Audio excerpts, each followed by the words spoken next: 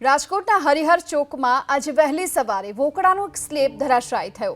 વોકડા પર રહેલું હોર્ડિંગ દૂર કરવામાં આવ્યું। વોકડાના સ્લેબ ધરાશાયી થવાની દુર્ઘટના સમયે ત્યાં કોઈ હાજર ન હતું, આથી કોઈ જાનહાનિ નથી થઈ।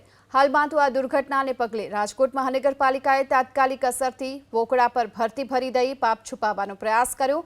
થોડા સમય પહેલા જ સર્વેશ્વર ચોકમાં વોકડાનો સ્લેબ ધરાશાયી થયો હતો, જેમાં એક મહિલાનું મોત નીપજ્યું હતું અને ફરી એક વખત હરિહર ચોકમાં આ પ્રકારે વોકડાનો સ્લેબ બેસી જતા વોકડા પરનું હોર્ડિંગ્સ જે દૂર કરવામાં આવ્યું છે। આ પ્રકારની દુર્ઘટનાએ જે સર્વેશ્વર ચોકમાં બનેલી દુર્ઘટના હતી તેની યાદ તાજી કરી છે, ત્યારે મહાનગરપાલિકાએ હવે આ મામલે જાગૃત થવાની વધુ જરૂરિયાત છે।